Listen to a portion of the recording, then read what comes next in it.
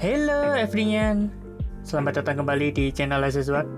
Sebelumnya aku sampaikan kalau misalnya ada salah kata atau info yang kurang, tolong sampaikan tulis di kolom komentar. Seperti biasa, kalian aja video review ini tanpa harus lihat visualnya. Kalian bisa juga dukung channel ini dengan seperti Sawari Azizwak, link ada di deskripsi. Di konten review kali ini aku akan bahas anime yang tayang pada 2024 lalu, yaitu Gimme Saikatsu atau biasa disebut Days with My Stepsister. Akhirnya, setelah sekian lama kita akhirnya bahas anime dengan tema Imoto adik kakak lagi.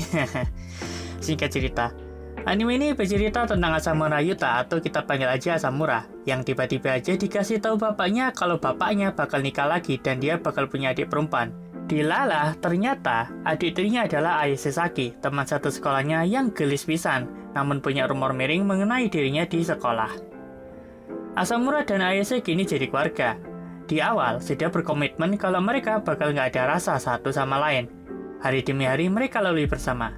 Ayase menyadari kalau si Asamura ini orangnya memang baik, selalu ada, pokoknya bikin nyaman lah. Yang itu membuat Ayase memiliki perasaan khusus kepada Asamura. Namun karena mereka ini saudara tiri dan nggak ingin menghancurkan kebahagiaan orang tua mereka, Ayase memutuskan untuk membohongi perasaannya. Ternyata begitu pula dengan Asamura, guys. Asamura sendiri sampai sering berjibaku dengan dirinya sendiri, mempertanyakan perasaannya yang sebenarnya pada Ayase itu sebagai saudara atau perasaannya emang yang itu. Apakah akhirnya Asamura atau Ayase yang akan melewati batas yang sudah mereka buat? Apa benar perasaan Ayase maupun Asamura memang rasa sayang? Kenapa menyukai saudara tiri dianggap tabu?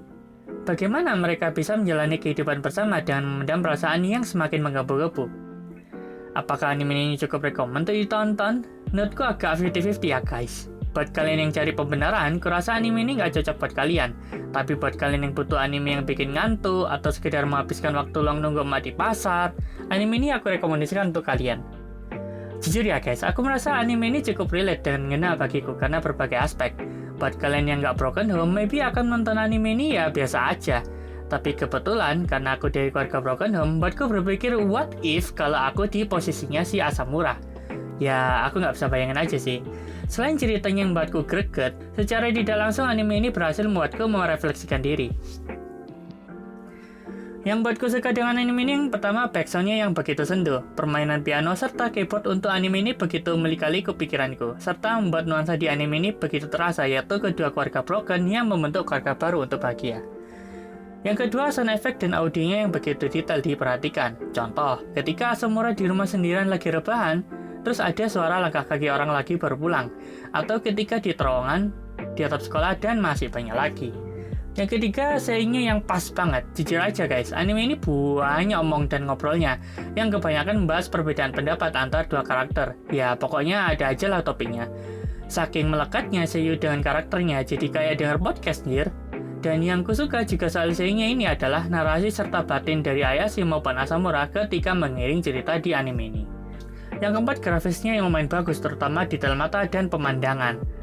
Yang kelima, yang pastinya adalah plot ceritanya yang menarik.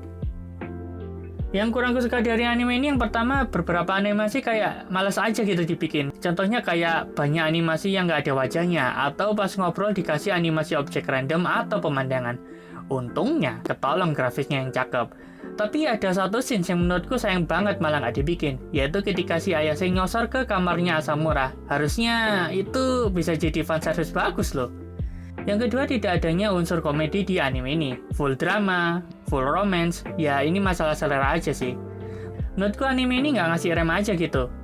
Dari awal sampai akhir episode ada aja yang bikin kokoroku bergetar. Untuk karakternya ada Asamura, MC kita yang masih sekolah tapi udah kerja di toko buku untuk nabung kuliah. Padahal, ia bisa masuk ke universitas yang dia mau. Asamura merupakan karakter yang orangnya enakan lah kalau kata orang Jawa. Dia peka banget dan aslinya mau aja sama si Ayase tapi gengsi. Ayase yang sejak awal ngajak komitmen untuk nggak ada rasa, tapi ternyata malah yang pertama ngelanggar duluan plus yang nyosor duluan. Ia selalu menuliskan perasaannya pada Asamura di diarinya. Lalu bapaknya Asamura pekerja kantoran, ibunya Ayase yang kerja sebagai bartender. Narasaka Maya, teman satu-satunya Ayase yang sepanjang cerita ngepet-ngesip Asamura dan Ayase mulu. Maru, teman ngobrolnya Asamura di sekolah. Dan Yomiuri, rekan kerja serta teman curhatnya si Asamura. Sisanya lupa anggap karakter lewat. Sebagai catatan, yang pertama, entah kenapa anime ini mengingatkanku dengan anime Dosmetika Nojo. Please jangan paksa aku untuk review itu. Sama-sama orang tuanya nikah lagi, sama-sama punya rasa sama saudara tiri, bedanya nggak nganu. Yang kedua, aku tidak paham relevansi akuarium dan laut di setiap animasi ketika Ayase menarasikan perasaannya. Kalau di Kamen Rider Amazon mah itu menggambarkan Haruka yang nggak bisa bebas. Ada yang bisa menafsirkan bagian si Ayase ini? Yang ketiga, aku sama seperti kalian yang sedih ketika Ayase motong rambutnya, yang sebenarnya itu mempersandisikan kalau Ayase udah move on dan merelakan perasaannya. Ya banyak sih anime yang selalu mensimbolisasikan perasaan move on dengan potong rambut jadi pendek. Yang keempat, buat kalian yang ngebet cari pembenaran, ya secara manusiawi karena bukan saudara kandung sih, masih bisa tapi kalau secara agama, ini aku kasih lihat aja. Ya kalian tarik kesimpulan sendirilah. Yang kelima, apakah memang Ayase berhenti menulis perasaannya di buku harian? Sepertinya iya guys, soalnya tanggal-tanggalan di setiap episode sejak episode 11 sudah nggak ada. Yang keenam, aku tidak paham di bagian ending. Asamura sudah menyatakan perasaannya duluan.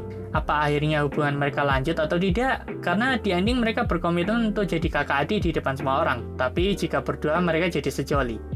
Bahkan sampai jujur-jujuran kalau Asamura cemburu waktu Ayase lagi sama temen cowoknya, dan Ayase cemburu ketika Asamura deket sama temen les dan seniornya. Tapi nggak jelas selanjutnya apa. Sumpah guys, rasanya aku mati penasaran. Mending kalian spoiler di kolom komentar. Jika ada season 2-nya, aku harap sutradara atau penulis cerita, please jangan ngaduk-ngaduk ceritanya jadi makin greget. Kasihlah yang uwu biar perasaanku sebagai penonton jadi dakdikduk. Karena season 1 ini menurutku sudah dibuild dengan cukup solid ceritanya. Untuk rating ada di layar ini ya.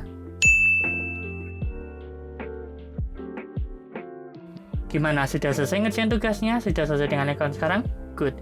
Jangan lupa subscribe channel ini biar segera dapat AdSense. Jangan lupa like, komen, barangkali kalian mau request apa di next video. Thank you everyone, bye.